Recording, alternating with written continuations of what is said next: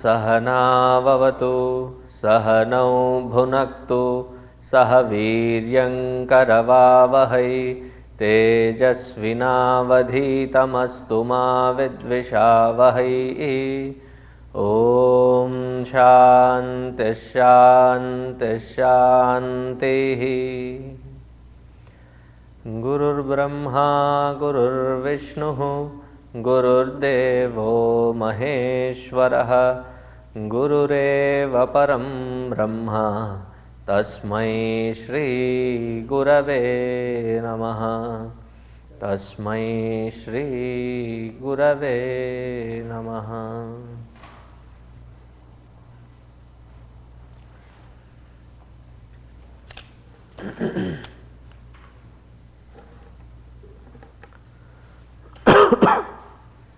We are in the fourth valli, fourth mantra. Repeat after me. Swapnantam jagaritantam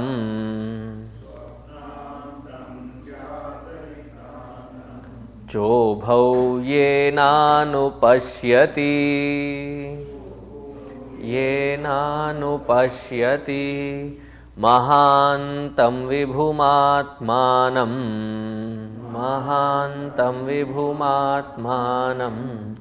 matva dhiro na shochati.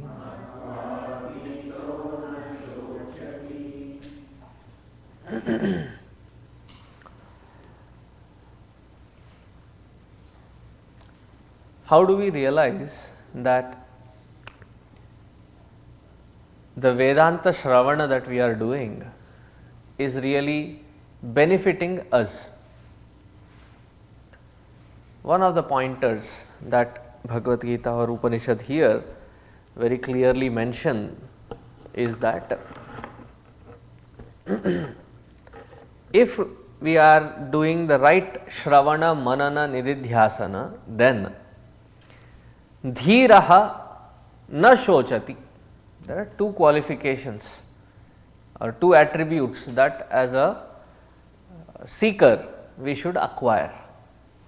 The first one, Dhiraha. Dhiraha, very loosely translated, a man of wisdom. But what is it that really makes that person a man of wisdom? It is a very beautiful concept. Adi Shankaracharya, he translates Dhiratva as extreme amounts of patience. What does Dhairya mean? The one who has extreme amounts of patience. Most of us think that Dhairya means courage. Courage means to go bash up somebody or to do something really like how the heroes and other actors and actresses, that is not called Dhairya. What does Dhairya mean? To have mountains and mountains of patience. With whom? With what? Patience with oneself. If we are having patience with oneself, then we will have patience with the world around us. Dhairya is increased if Vedanta Shravana is rightly understood. Dhairya towards what? Patience towards what? Any situation which can turn to be a overwhelming trauma, and there is nothing that can distract, disturb us from our single pointed effort. Shoka dhiraha na shochati. Somebody translated this as who is the one who is dhairya? The one who doesn't think. Na sochati, nahi sochta.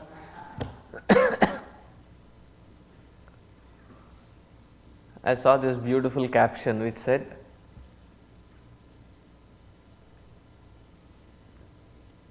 don't think, if done, penalty $350. and that was the board.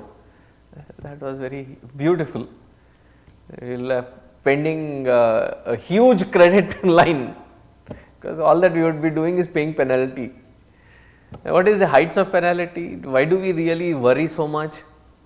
It's because we don't have that kind of patience. That dhairya is not stabilized. And when will this dhairya be stabilized?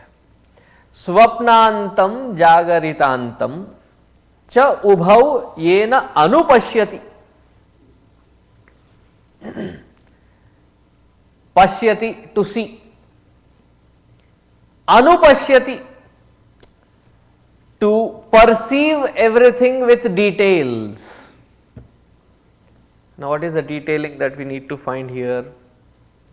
See, a seeing can happen not just because we have eyes, they are required. Just because we have eyes, can we see? No. For those eyes to be able to perceive things, we need light. It is around 7:40 p.m. You and I can see each other. Can you see me? Okay. There was one great Mahatmaji, in later years he lost his vision. He had written a very beautiful commentary on Bhagavad Gita called Gita Makaranda. He had lost his vision in the later years. So he would, even when he had lost his vision, he would come on the stage, deliver lectures and things, but it would be really different. Why? He couldn't see who is hearing him or not hearing him. So sometimes he would be sitting this direction or the crowd is sitting on this direction. And he was so revered that people would not dare go correct him, saying that, please turn. Said, chalo, jahan pe bhi baitho, baithne do. Let him sit wherever he is sitting. Let's listen to him. And like thousands of them would come and listen to him. See, just because we have eyes, are we able to see? Not. We need light. In that light, when things get illumined, that is when our eyes function in that field. Pasya, to see, we need that illumining factor. Instead of focusing on that which is the illumining factor, we focus on that which is illumined. If you look at our entire world of efforts, our focus is always on the illumined,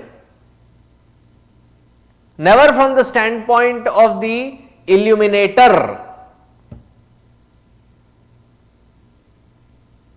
So, as the illumined keep changing, I keep fluctuating, because the standpoint is not firm. This we have seen in the earlier 3 mantras. As to the impermanence or the inability of the world of illumined to give us any quotient of satisfaction, happiness, joy. So here he continues with the next one. He says, Swapnantam api. See, in this waking world we have Surya, Chandra, Taraka, Vidyuta. Na tatra suryo bhati na chandra tarakam nema vidyuto bhanti kutoyam agnihi. We chant that every time in the arati. So we have various sources of light. Well, a beautiful point he is trying to make here is, in the dream is a common experience to everyone. Everybody goes through different dreams. It's nothing spectacular. Oh, you go through dreams? How is it possible? No, everybody goes through dreams. It's a given default setting. We go through dreams. As we go through dreams, we experience various things in those dreams. Who is the illumining factor there? Like here we have various illumining factors. Who illumines your arena of dream? In whose presence, in whose light, in whose illumination do we see the dream? We see, we have lots of experiences. Sometimes we call them nightmare because we suddenly are jolted out of our sleep. We wake up all in sweat. There are some people who they shout, they scream, they talk in their dreams. They are responding to something. So this husband suddenly woke up and frantically searched for on the side table and got his glasses, put them on, again went back to sleep. The wife found that very strange. What happened? I said, in my dream I was hunting for this treasure map, and finally when I found it, I realized I was not wearing my glasses. So now just because you put your glasses here, do you think your vision there is going to get improved? Has it got anything to do with your glasses or vision or eyes of the waking world? Nothing. But that is also illumined. When do we realize it? Swapnantam. We realize it when we wake up. At the end of the dream, when we wake up and say, thank goodness it was just a dream. It was not real, but it appears real. What gives it the validity of its reality? What illumines that reality? That illuminator, Anupashyati, the one who can focus on that illuminator aspect. Because that illuminator illumines the mind in two different experiences, two worlds of experiences. See, sleep, nothing is illumined. That aspect, that fact that nothing is illumined as a memory. How do you know you are in deep sleep? Can you time it? Exactly at this hour, this minute, this second, I fell asleep. People give different techniques for sleep. Count, reverse 100 to 0 by skipping all the multiples of 3. Itna processing karte, you keep doing so much of processing, when will you sleep?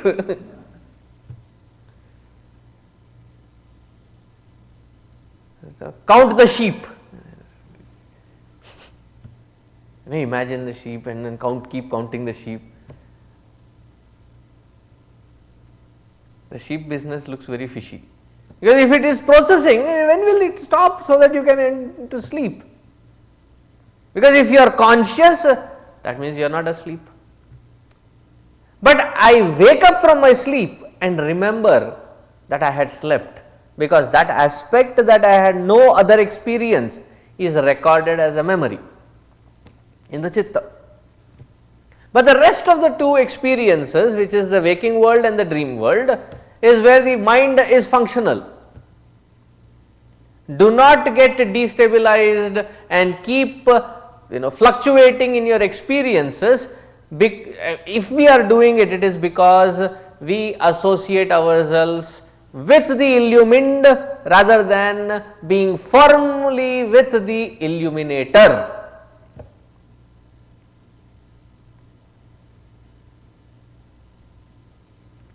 The movie on the screen has various movements. In fact, some of them are even advertised as rapid action thriller. There are some art movies. What was his name? Satyajit Ray. Have you watched his movies? I was trying to remember one. Pather Panchali. I usually don't get up from movies. I see it to their end. movie Antam, like Swapnantam, Jagaritantam, that he shows one shot in 7 different angles, very aesthetically done, very slow moving, and there are some which are action, rapid action movement. So when those actions are happening, the reel in front of the projector's the light is moving, the light is not moving. The illuminator illumines the illumined in spite of its speed, and that is when we find an seeming movement on the screen. If our focus goes away from that which is the firm standpoint to that which is changing, confusions occur. It happens many times. A simple example and you will appreciate it. Say you were in the train. In Indian trains, it's quite popular that when it reaches a platform, I have gone into other platforms, nothing is available. In Indian platforms, it's a ecological system thriving all by itself. So you have an empty water bottle, you rush out and to get some water or tea or some snack from the platform. So your dad or your older brother, someone has gone to get it. You are waiting near that window, looking out, and while you are looking out watching, you turn your eye, you see that on the other rail track there is another train. So in your that pensive mood, you turned, looked at that, and suddenly there was a movement.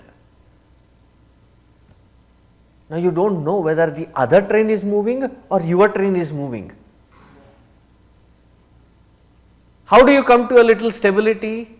When you cross refer to the stable platform, you look and you see that point where your dad is or brother is, where they are buying stuff, it is not moving.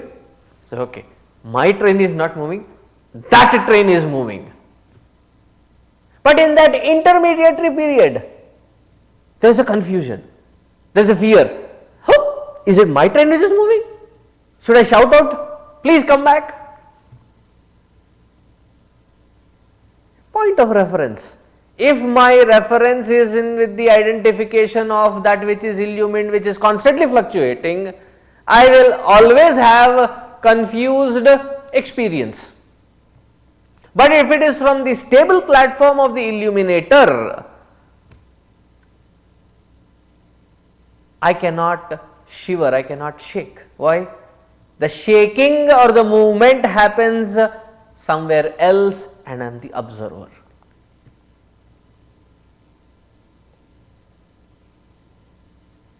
The moon and the clouds, there is a confusion. You keep observing the moon, but sometimes when you get distracted by the clouds and the clouds are moving, suddenly it appears as though the moon is moving. The moon cannot move, the clouds are moving. Similarly, when I am identified with the illumined, there is a high probability of my existence in fluctuation. At least it is the experience, choppy experience. But when I am identified with the illuminator, and I am identified with, then there is no choppy experience. There is movement, I am observer of the movement, and I very clearly can see that I am not the movement. Then I can play around with the movements.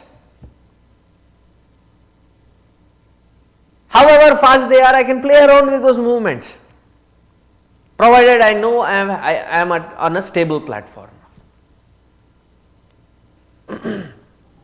That is called anupashyati.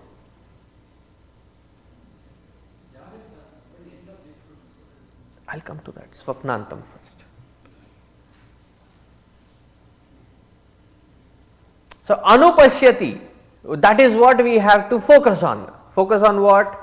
That the Swapnantam, the various things that are moving are not where I have to get identified with, but I have to identify with the illuminator. See, if that has to be the experience in the dream world, is it an accessible world wherein you can go inside and do some repairs there, that I just watch my dream and not get affected by it? The key is that we start this experience from the waking world.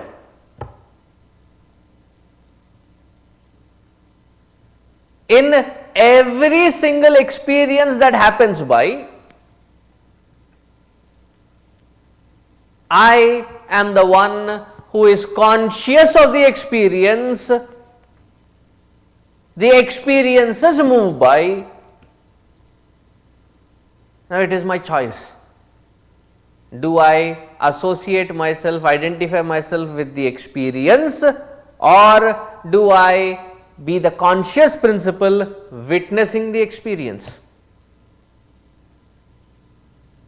And here when they are talking, they are not talking of the intellect being the witness. That is an intermediary stage. The conscious principle does not require an intellect to be illuminating things, to know things. Why? Consciousness, nature itself is to know.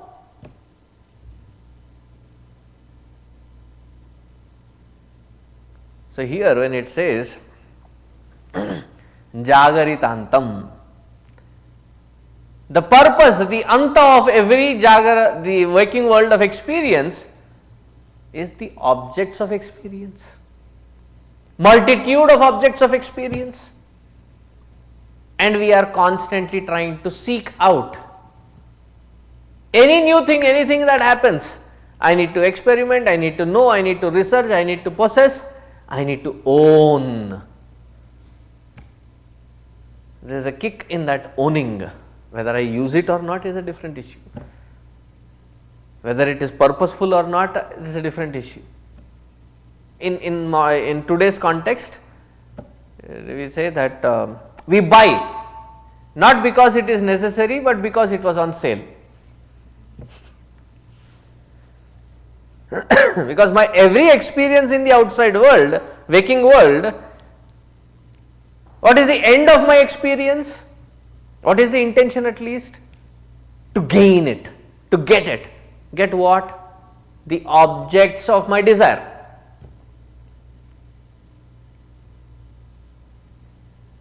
And is it a constant one? No, one after the other after the other. That is why somebody said the desires in Hindi or in Sanskrit is called Kama. What does Kama mean in English? It keeps continuing, it does not stop.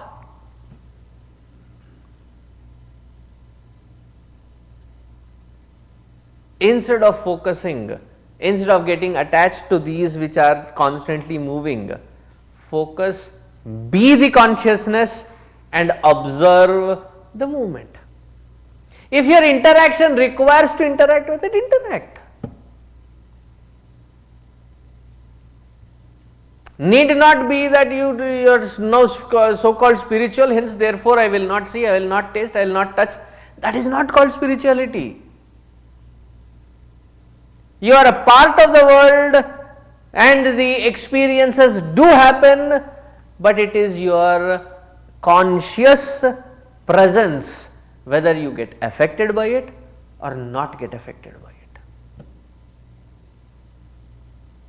Whether you allow yourself to be carried away by it or not carried away by it. Swapnantam jagaritantam cha ubhau yena anupashyati mahantam vibhum atmanam. Who is it that is doing the anupasyana, the witnesshood? Mahantam vibhum atmanam.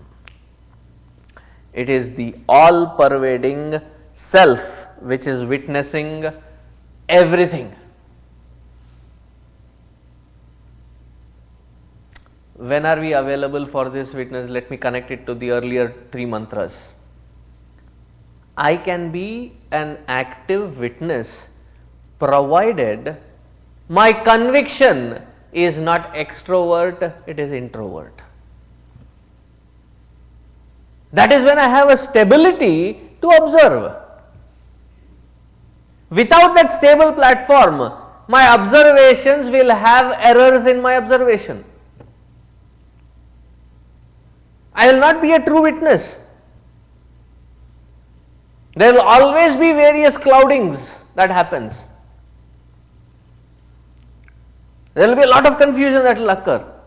So, change that conviction to the introvertedness, then observe the world from that conscious principle which is all pervading, which allows all experiences to happen. When I change my identification from being the illumined to be the illuminator, there is dhairya, patience. Why? When do we lose patience? Whenever we are identified with things that are constantly fluctuating. And not just that, we become the fluctuation. We are tossed in these fluctuations. Let the fluctuations happen. You observe them.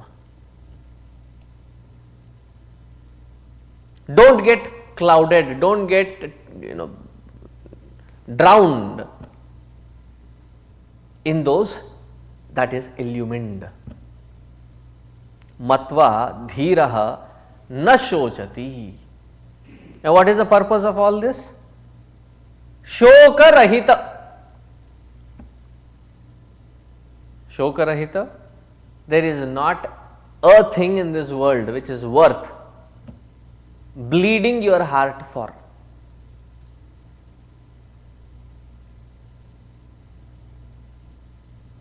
Poetically, people use that.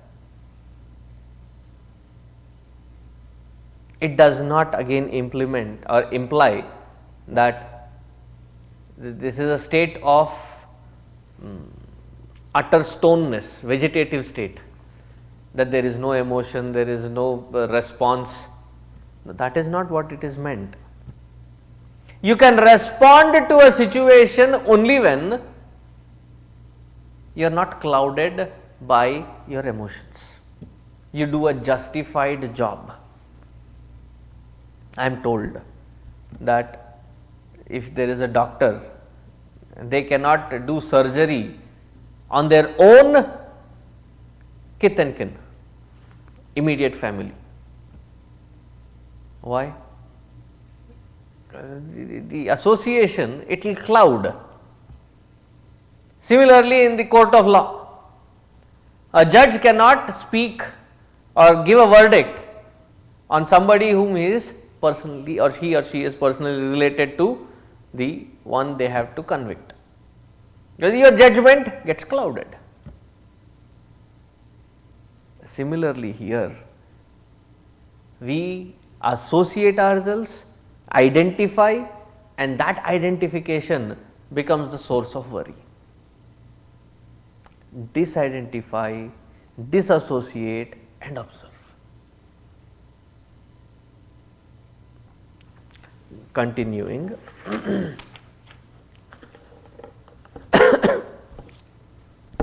Yesterday, as we were stepping out, I was asked 2-3 questions about what about enjoying life. They say you have to enjoy every moment of your life. What about that? It is being answered in the next mantra. Ya imam madvadam veda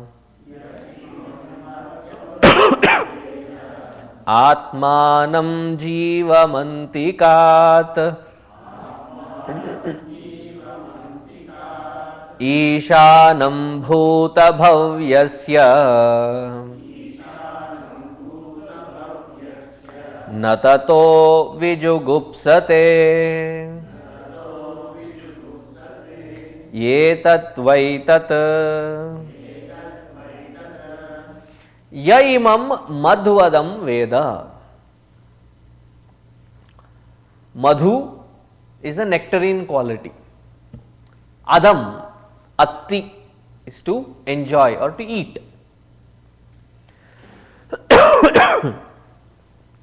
Ya imam madhvadam veda.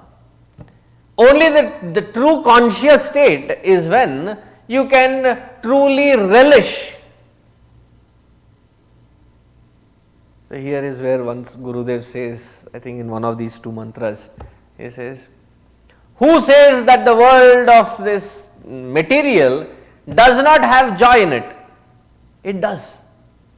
But the only sad thing is, it is not permanent. It gives you those relishing moments.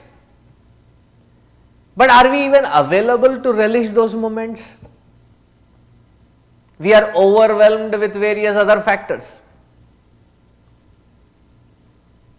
In fact, raising a child, like a gardener who can see the plant grow, flourish, take care, protect it with various other bad influences of the bugs and other things, and see the flowers blossom, take into a fruit as a beautiful shape. But if you are worried, and in your worry, after you have planted the sapling, you brought it from somewhere and you planted the sapling, and you watered it in the morning, by evening you come and check whether it is growing or not. So you are not satisfied, or you are still, so you dig it up, look at the roots, have they grown? If every day, if that is the experience, would you really be doing justice to that plant? Allow it to settle, allow it to grow, and enjoy that growth. But instead of that, this is one shade, this is the anxiety. The second shade is the fears. And that's why here the mantra says, na vijugupsate. Absolutely fearless. Such fearless one alone can enjoy things that happen in life. Whether it be a small enjoyment or a bigger enjoyment, doesn't matter. Why? They are not clouded with the sense of craving for anything else. As it is happening in that moment, they are 100% in the moment, giving 100% to that particular experience, and relish the moment, unfold as an experience, go through the experience and wrap up the experience and move to the next one. How are we? Do we do that such clean, precise job with each experience? It's like you're basketball, you're taking a swing at the ball and the ball is still reaching. Sometimes they play it with the machines that are throwing out those balls. I've been there once. I love my cricket. Baseball jamta nahi hai.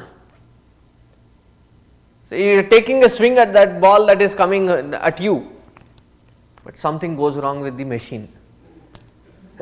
Before you take the swing, there is already another ball coming at you. That is how life is. It comes with its own speed. You cannot have a traffic signal saying, wait, let me complete this, then I'll come to you. You should be efficient. Karya dakshata. That you wrap this up, you go through the experience, go through the entire experience and experience it thoroughly. As it is done, wrap it up, keep it on the other end, attend to the next one. But instead, what do? Half of it is done. The other thing is half hanging there. and then there is another experience coming in, and as you are still not done with it and you go into the other experience, you are trying to handle the other one, there is half demanding here, half demanding there. We are juggling with it, By the end of the day, how many such experiences are hanging? And that is why we say, how are you hanging in there? Why there are so many hanging experiences? लटके हुए जिंदगियां.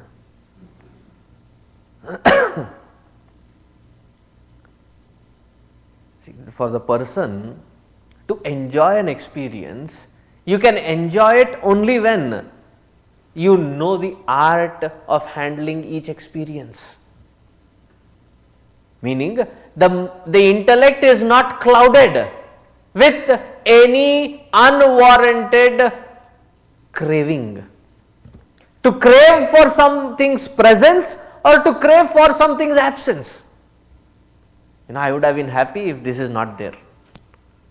I would have been happy if this is there. What is the truth of the situation? Anticipating something not to be there or anticipating something to be there is not a part of the experience. Don't ruin that experience. Go through the experience. And that is when you will truly relish every single moment. And if you have seen these great masters who have written beautiful poetic work, they say that I could relish even the moment of sorrow. And to go through that painful moment. But they have gone through it 100%. Even that pain. And that is where they say that to love is to get hurt. And to immensely love is to understand that you will be hurt. And the readiness to be hurt.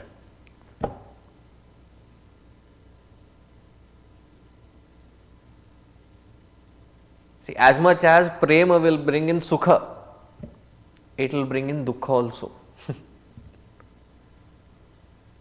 Viraha has got its own pain.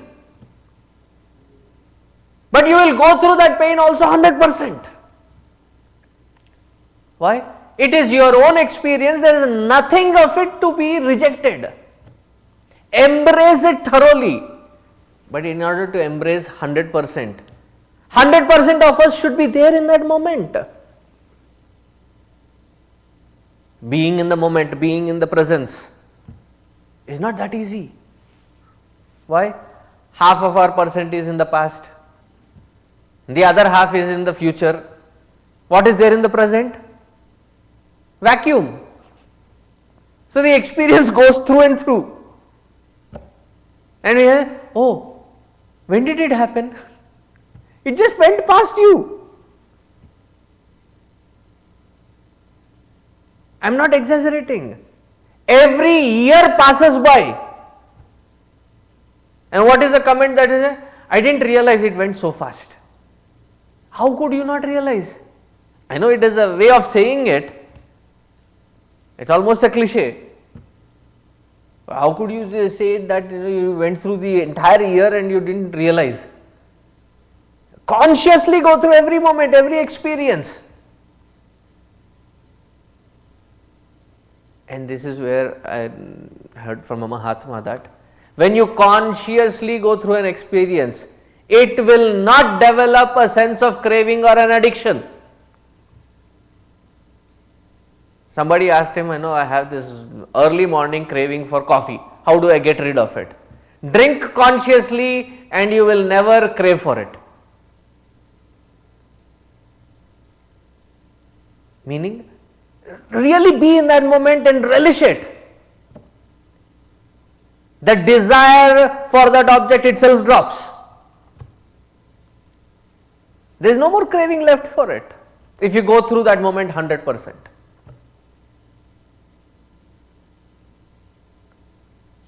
But are we that alert? Are we that conscious when we go through the experience? No. We have to rush through everything. Okay, let alone all other experiences. All this effort put for this little Madhya Pradesh here, to have relish 3 good meals at least. But do we have time for that? We rush through breakfast, we rush through lunch, we rush through. What is a hurry? Go through the experience, let it unfold, relish that experience and move forward. But we are busy.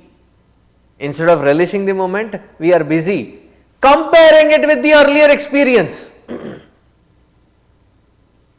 Last time I had it, it was so good. Now this time when I go through it, is it comparable?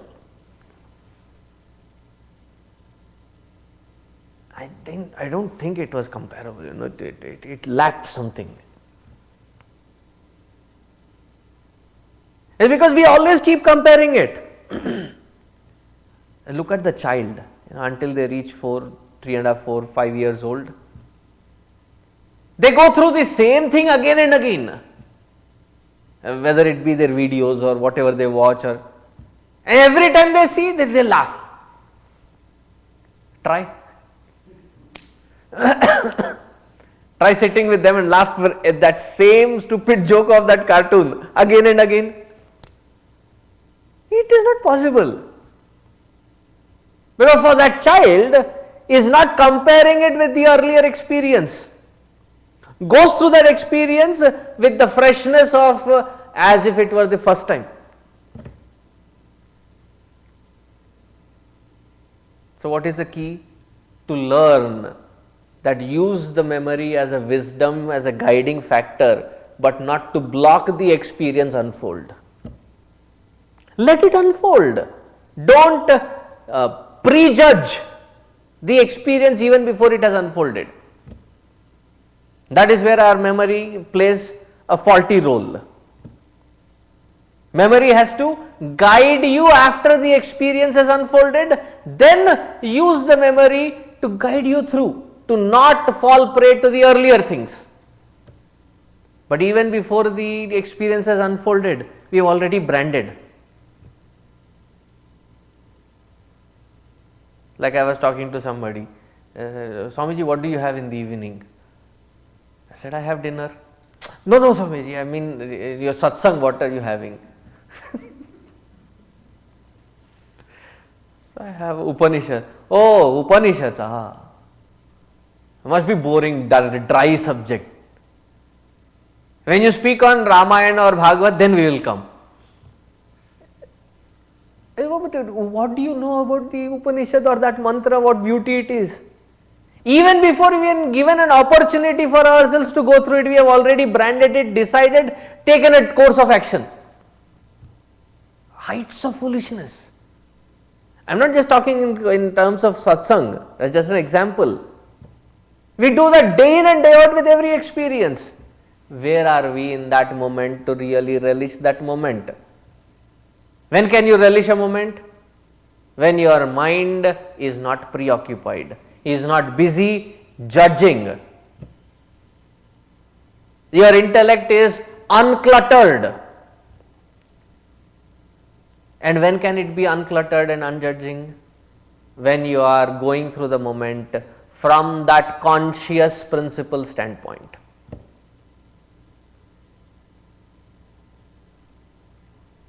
So somebody has, do realized people relish coffee? You should have been with Gurudev. I have been with him with various, for 4 or 5 years. It suddenly is flashing. In Siddhabari once somebody brought mangoes. And we were all bunch of youngsters.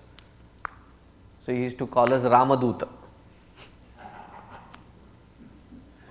He used to call all the chicks as Ramaduta, meaning monkeys. He said, what a combination, mangoes and Ramadutas at the same place.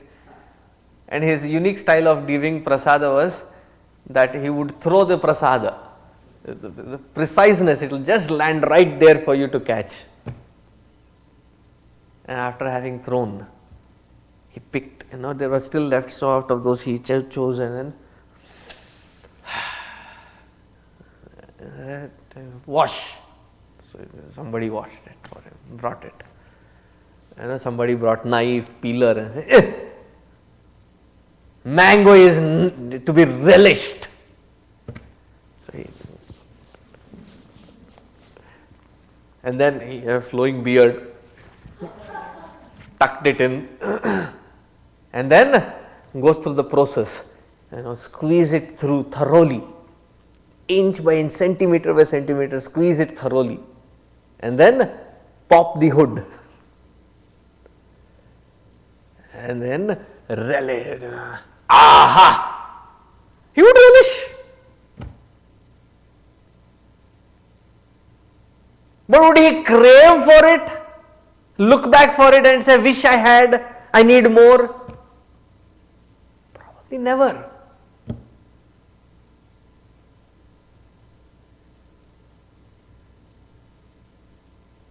So in his later years, doctors advised that he should reduce on sweets and other, because he had developed sugar, diabetes. So they would give him coffee without sugar. And that also, first he will smell, feel the warmth and then drink. So somebody along with him, somebody poured for another. Sorry, how do you relish it? He said, relish the bitterness.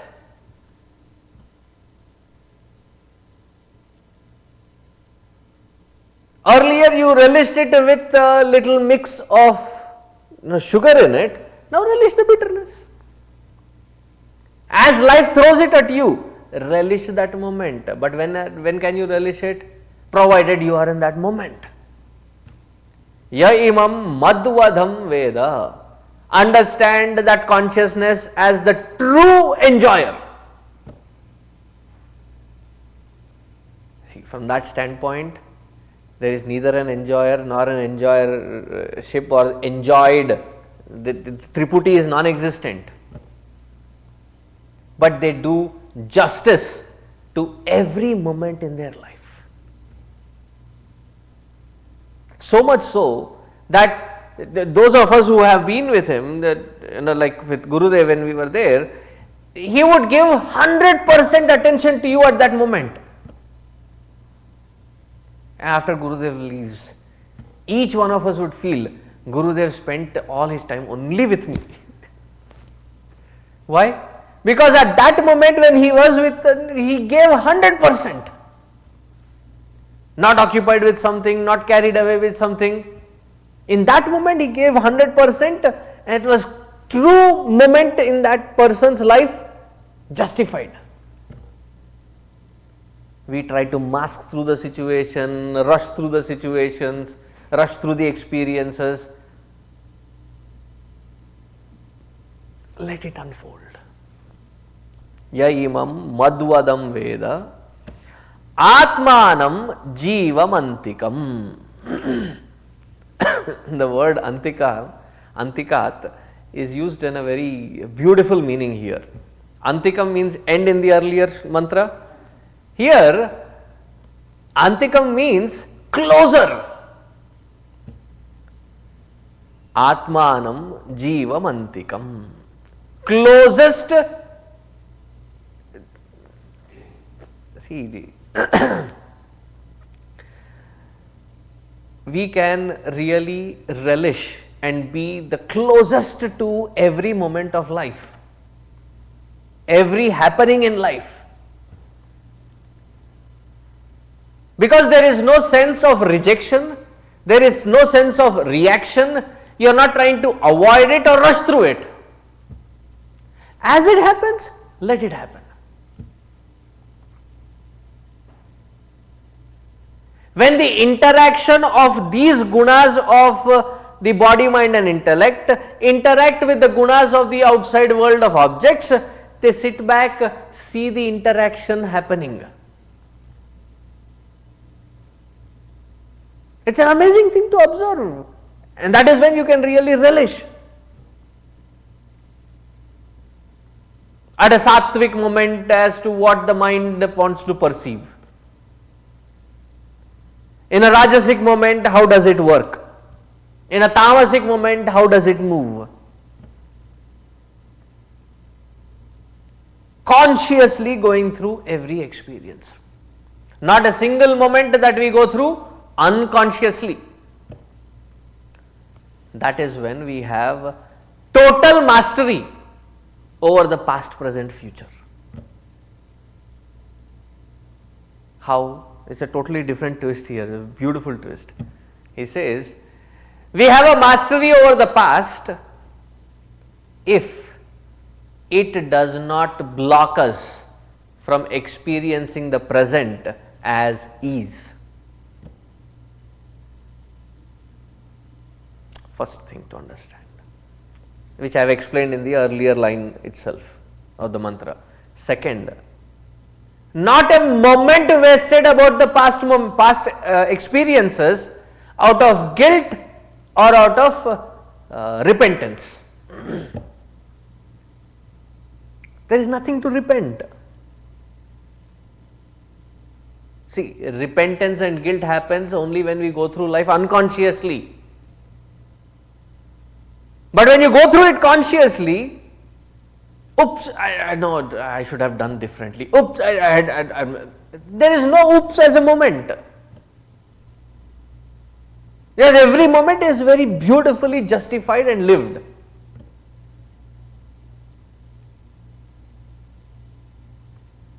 They are not planning as to how the experiences should unfold. They are planning for themselves as to how they should allow the experience to unfold. If given an opportunity for us, we want everything in a very structured, boxed manner. Like outside we want evergreens in a shapely manner. Sabko kaat ke rakho. We would also want our experiences in that way. The experience has its own dimension of unfolding. Let it unfold. Prepare yourself to go through that as it unfolds. Navigate your way through, relishing every moment that you go through. When this mindset is set in, na tato vijugupsate, such person fears nothing. See, Vijugupsa is a multiple dimensioned word. Vijugupsa can mean fear. Vijugupsa can mean anxiety. Vijugupsa can mean disgust. Jugupsa means disgust. So it has multiple shades. All of them are justified here. Such person does not fear anything.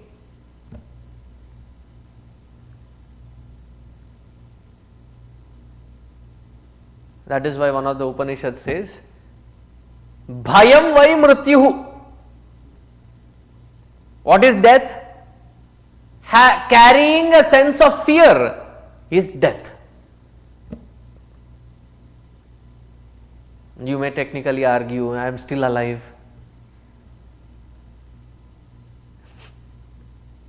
Death there means that the moment you are carrying that sense of fear, we become limited. And where does that fear creep in from? Fear creeps in when we have not lived consciously every single moment of our life.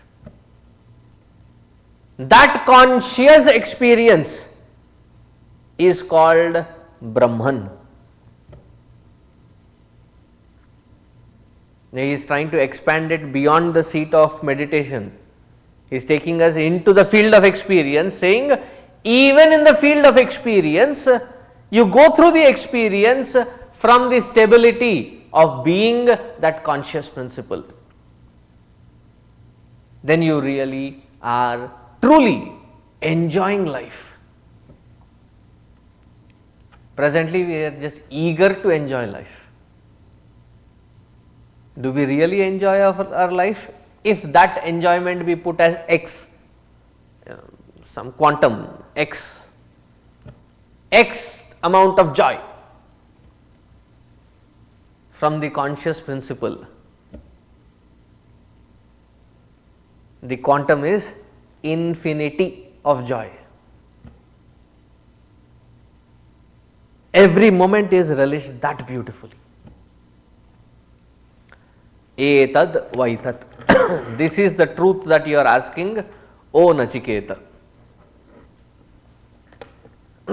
This is at the Vyashti, individual standpoint. Now suddenly Yama switches gears and he goes to a totality standpoint for a couple of mantras.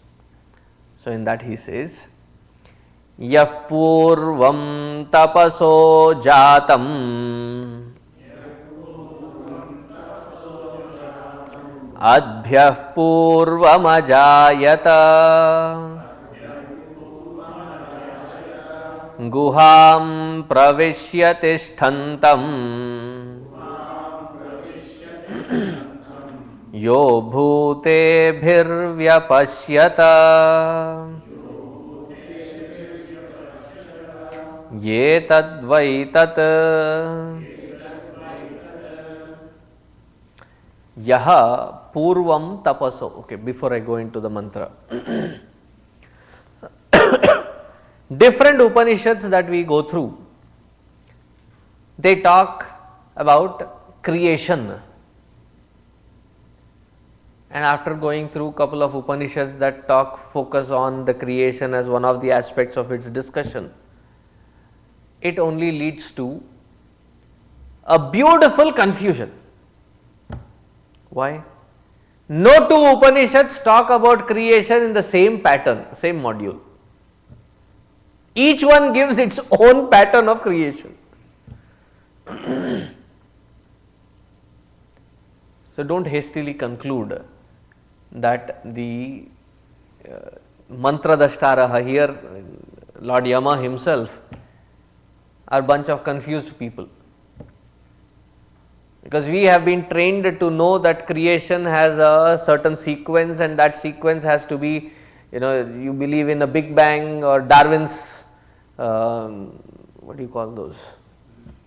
Yeah, theory of evolution, and we need a structure. We want to have a structure from our scriptures as to what is the understanding of creation and evolution. They are taken as two different topics. So once somebody asked Gurudev about the same thing, creation and evolution. The first part of the question is, when did this creation start? So he started giving out a number, 732,000, and he went on expanding a number. So everybody were like, wait, nobody has ever given us this answer. So they took a paper and pen. Can you repeat 732,800 billion or something? He gave a huge number. After giving the number, he waited, looked at everybody. Did you write it down? Yes. This many times this stupid question has been asked to a Mahatma.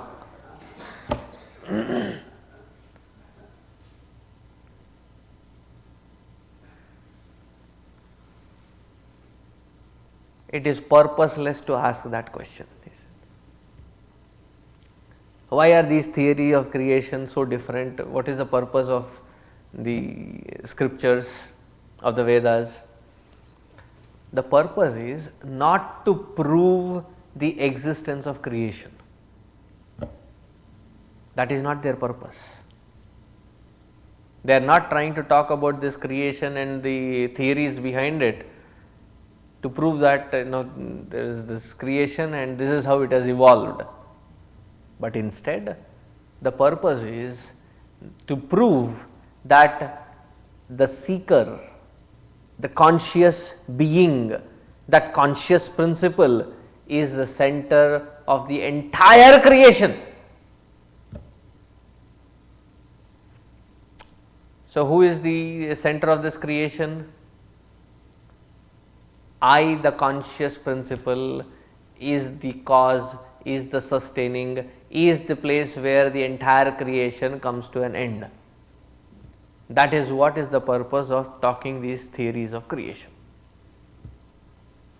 Having first made that point clear, now we go into the theory of creation explained here. So, here probably even Yamaraja himself is quoting from another Upanishad. He says, Yah purvam tapaso jatam adbhyah purvam ajayata. Yaha purvam in the beginning, tapaso jatam was born when adbhyah purvam ajayata, before the creation was created.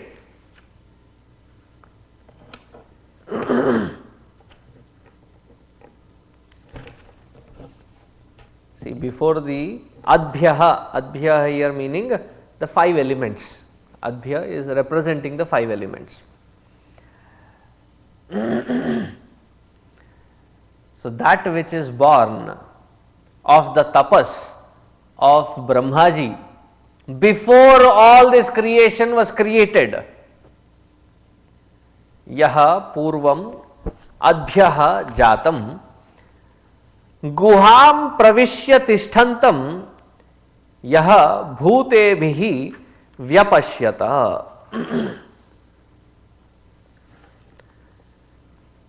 He says that the entire creation before the 5 elements got created, because of the tapas of Brahmaji, is an intermediary phase. Intermediary phase, and that is called the firstborn, Purvam Ajayata. And what is that firstborn? The firstborn is named in various terms, but in the Advaita Vedanta Shastra we usually refer to it as Hiranya Garbha. Garbha is the womb, Hiranyagarbha the golden womb. So, let me give it as an example before it creates more confusion as a concept.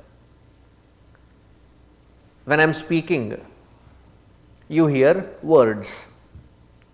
Through the words, I am trying to create a concept in your understanding.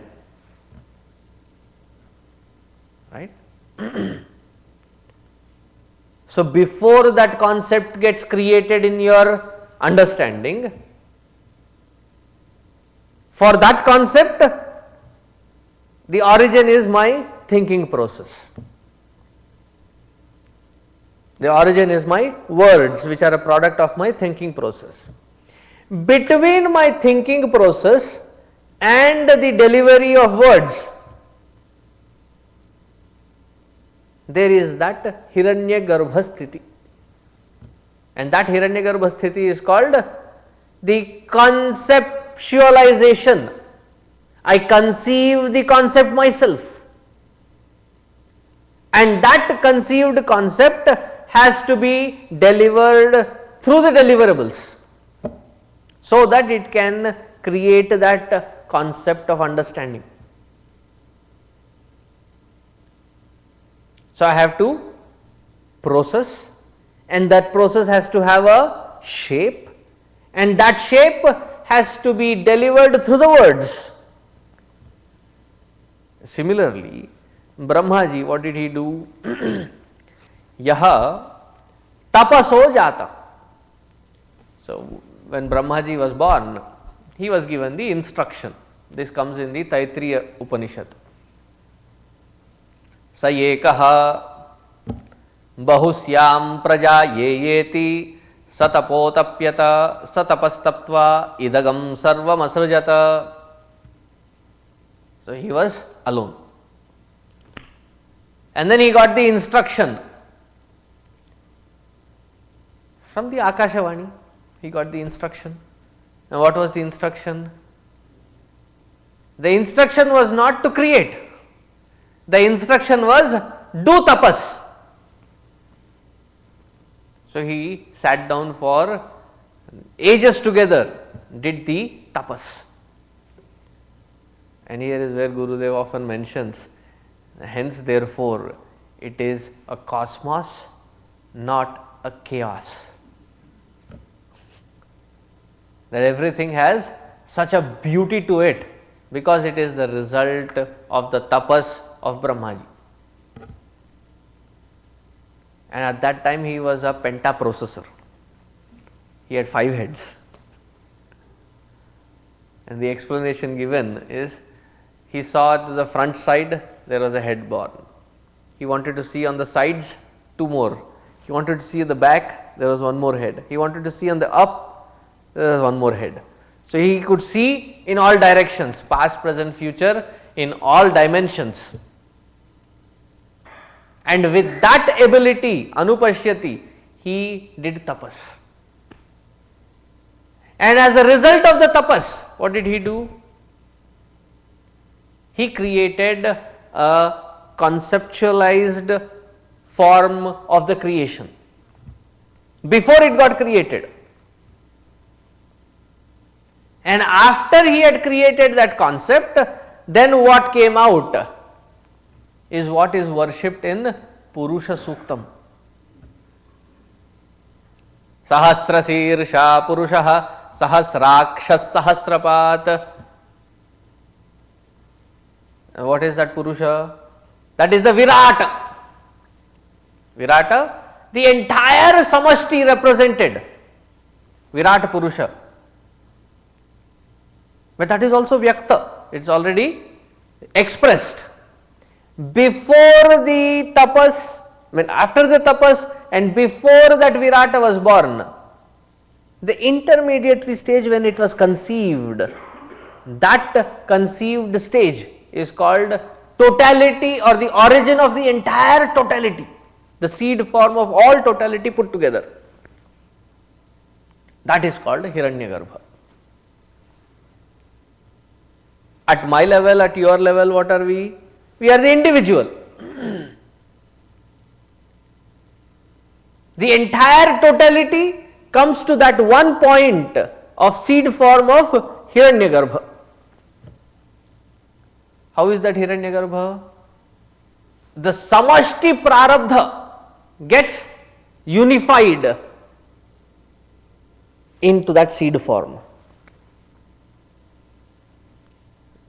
So the examples taken are, in the melas, in the Indian kind of fairs, especially during this Makar Sankranti time, there are a lot of bull race and lots of auctions of these animals, cattle. On the side there is this cotton candy, then there are those merry-go-round and the wheel and various things. One of the things that you find is beautiful shapes made of sugar. They melt sugar and pour them into these little molds. So, like a flower, like a dog, like a rabbit, various shapes, like a moon, like a star, various shapes sold. So, as the fair comes to an end, the guy who is owning that particular little shop has to take these products to the next fair, maybe a couple of villages away. And as the things are winding up, he has to start preparing for the next one. And from the shop, the owner addresses the one working for him. In this fair, the dogs did not get sold. They were not a big hit. The flowers and the heart shape was a big hit. So put all the dogs together and create hearts. So when you look at that pan, wherein you pool all the remaining things together, how will it be? One hand there, one ear there, one head there, one leg here, everything mixed together. All that put together of every individuality in its seed form is the Hiranyagarbha. Now, why is this Hiranyagarbha given so much of importance? At the totality level, the sum existence of totality is Hiranyagarbha, and the sum existence of the individuality is you and me, is the I factor, the ego. These two come about when that Paramatma becomes Ishvara. Ishvara, the one who cognizes his potentiality. What is the potentiality of Paramatma? Ichha Shakti, Jnana Shakti, Kriya Shakti. And don't mess up the sequence. If the sequence is messed up, what is born is called individuality. What is the difference between Paramatma and Jivatma? Our sequence is Ichha Shakti, Kriya Shakti, Jnana Shakti. What is Paramatma's sequence? Ichha Shakti, Jnana Shakti, and then Kriya Shakti. See, for us, when we have a desire, we jump into an action and then realize later. But Paramatma, what is the bridge between Ichha Shakti and Kriya Shakti? The bridge is the Jnana born out of tapas. So here he is saying, Yaha Purvam Tapaso Jatam. Before the creation got created, he did tapas, and that totality, the moment he identifies with these three potentialities of Ichha, Jnana, Kriya, Shakti, there is that Ishvaratva born, the one who owns, the one who possesses, the one who is the boss of these three Shaktis. That's another way to define Paramatma or Ishvara and Jiva. The Ishvara has all potentiality, no desire. How can we define ourselves? We have all desires, no potentiality. That is why when we worship the Lord, we say Sarvajñatva, Sarveshwaratva, Sarvantaryamitva, Sarvasrishtitva, Sarvabhoktrutva, Sarvasamharakatva, Sarvavyapakatva, Sarvashaktimatvadi Guna Gana Sahita. He is all that powerful. And if we were to do the Jiva Arti, individual boasting, in true sense, Alpajñatva, Alpa Vyapakatva, Alpa Shaktimatvadi, Gadbad Sahita, not Guna Gana, Gadbad Sahita, because we are all Alpa. He has all potentiality, and he is a boss of that potentiality. So that when identified with the potentiality, Hiranyagarbha comes into picture. And how does it manifest? Manifests as his Shakti. At his level, his Shakti is called Maya.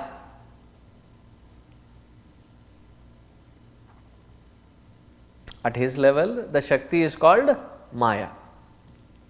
At our level, it is called Avidya. At his level, it is a attribute of that Ishvara. Maya Shakti is an attribute. At our level, avidya is a restricting factor. Why? Because these potentialities are not under our control. The three gunas are not under our control. So, the Jivatva and the Ishwaratva are the results of identification. One with complete control, the other one forgetting its true nature and surrendering to the avidya and the results of it. That which is illumining even that avidya, that which is illumining even that Maya Shakti, understand that to be the conscious principle.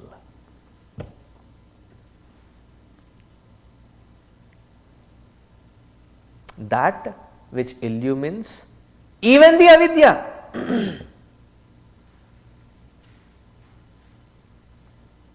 Do we know our true nature? I know I exist, that's about it. But even that aspect of me not knowing my own true nature is illumined. I am trying to put it in the most easy language to understand. There are too many steps of logical conclusion in Tarka Shastra. I know that I am not aware of. Another example may be, because I am not seeing that spark of recognition in the eyes. So, I am trying to take different examples. When I say to you, Namaste, do you understand? Yes or no? Yes. Okay.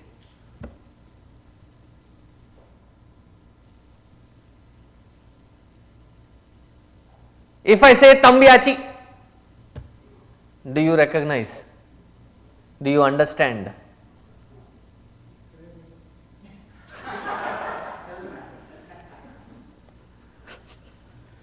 Very sincerely he asked, say that again. I may not be able to reproduce it myself. It just came out, I blurted something. Did I say Tambyachi? Okay, Tambyachi. See, when I said Namaste, you understood it. Okay. You know that you understood. Then I said Tambyachi. I don't know why it came, but I said just use the word. Did you understand what I said? You heard it. Does it mean anything? Does it have a meaning that you carry in? No. Do you know that you don't understand the meaning of that word? So, the knowing is illumined. The aspect of not knowing it or not understanding it is also illumined. If this example is understood, which I see lots of heads moving and eyes shining. Now compare it with the earlier stance that I said. Not knowing my own self is also illumined by that conscious principle alone, as is the Samashti Hiranyagarbha illumined by that conscious principle alone. Transcend this Jivatva, you transcend even the Ishwaratva. Transcend the individuality, you transcend the totality as well. How is it possible, or why is it necessary to know? There are 2-3 angles to it, which I think I have enough time to cover today. Why is it necessary to know this aspect? The reason for us to know this particular aspect is, you don't need to have a referee if there is no match happening. India-Pakistan cricket match. Even if it were a friendly match, You need a referee. There is Jiva, there is a Jagat, stadium. Hence, therefore, the need for Ishvara, the one who can regulate that ecosystem of Jiva and Jagat. When the Jivatva itself is gone, where is the Jagat? Because Jagat is with reference to that Jiva. The Ishvara is reference with that Jiva. When Jivatva itself is transcended, you transcend both the Ishvaratva and the Jagat concept. So what do you mean there will be no Jagat? Don't panic. It will not be in the format that you and I perceive. It will be perceived as an expansion of that infinite alone.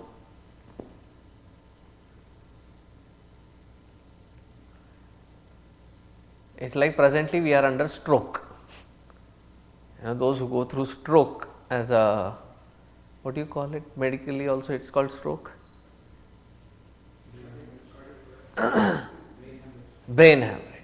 So something happens up here in Uttar Pradesh and suddenly one part of yours, though it is still connected, it is disassociated. You tell the hand, move.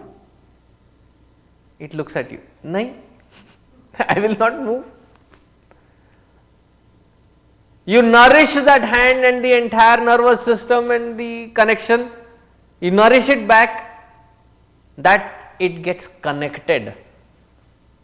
What does it mean when it gets connected? The separation that it feels is gone. Similarly, today I am the individual separated. When I transcend this individuality, what does it mean? I realize that I am that Paramatma whose expansion is this Vishwa. That is where Prahlada says to his father that every ounce of this, every particle of this creation is nothing but Paramatma. You are telling me to show in this specific pillar. I'll rather tell you that there is not a single place, single time when that Paramatma does not exist. That is what it means when it says all pervasive also. So this is one standpoint to understand. Second, the entire concept of the prarabdha and the purushartha related comes into picture only when, as long as that individuality lasts. So an example can be taken here. If there is a famous gangster, thug, and he has been giving, slipping away from the network of various Interpol, cops and other, he has been slipping. They finally track him down. They say he may be in Dallas. SWAT team. So, couple of SWAT teams are trained. He usually hides out in these 3 different locations in Dallas. Let us go attack in all 3 places and keep our communications clear so that we identify where he is and use the rest of the force to go there and use a backup. In order to arrest, they have multiple copies of warrants ready in their hand. So you made so much preparations, went inside. By the time you go there, the fellow is already dead. The earlier night he had a heart attack and died. He never got up. Now what happens to the warrant? Because you have issued a warrant, you cannot just pick up somebody and say in his name I will capture him and put him behind. That was issued for that particular individual, when that particular individuality itself is gone, the entire network of that stands invalid. Similarly, when the individuality is gone, the agami and the sanchita, which take effect and course on the totality, is also burnt away. What remains is the momentum of that body, mind and intellect trickling down as prarabdha, because it is already pura arabdha, it is an arrow which has been already shot. It will take its own course. Until then, this body, mind, intellect will last. Transcend this individuality, you will transcend that totality and its effect as well. The last standpoint, even if it were a bhakta, from the standpoint of a bhaktis, even if for the bhakta, as long as the bhakta is still worshipping his aradhya as something other than himself or herself, there is still that duality left.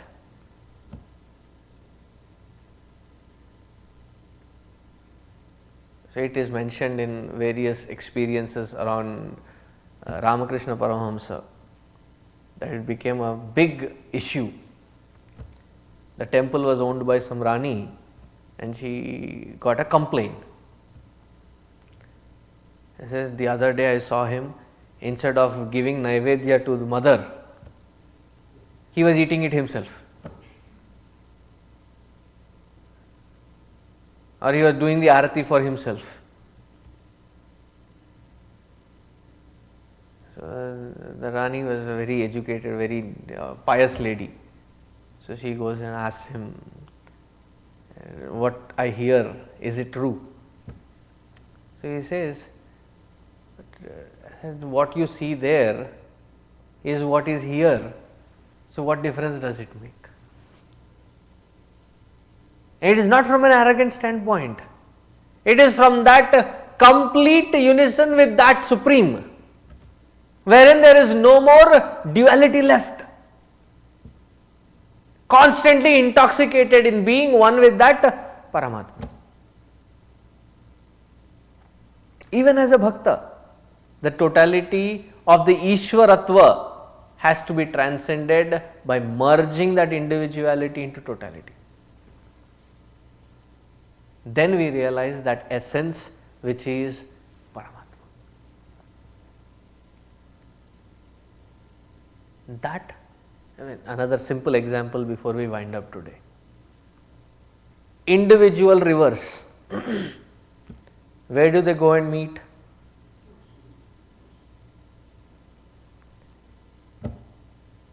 Sagaram pratigacchati. They all merge into the ocean. After merging in the ocean, what happens to their identity? Gone. Very beautifully depicted. Gangaji gathers 7 other tributaries, including Yamuna, that joins her in Triveni Sangam, and becomes such a big river. And finally, when it meets into the ocean near that Bay of Bengal area, in that Ganga Sagar delta, what happens to Gangaji's identity? In fact, so far it was Trilinga, Ganga. Merging with the ocean, she becomes Sagara.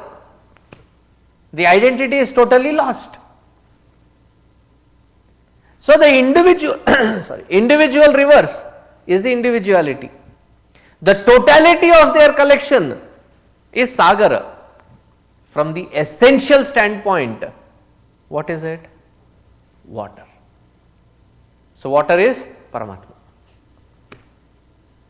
Samashti is the Ishvara that we worship in different forms of deities. And who is it that is worshipping? Individuals, individuality, that when merges into the totality by completely disidentifying the individuality, it does not remain to be totality, but it becomes that essential reality which is a substratum for all this. That is what has been beautifully depicted, though in a very technical language, beautifully depicted in this mantra. This is not done. The reason I spent so much time on this mantra is there are 2 or 3 more mantras joining. So, in order to understand that, this basis was necessary. That we will see tomorrow. Om Purnamadaha Purnamidam Purnat Purnamudachyate Purnasya Purnamadaya Purnameva Vasishyate. Om Shanti Shanti Shanti. Harihi Om Shri Gurubhyo Namaha. Harihi Om.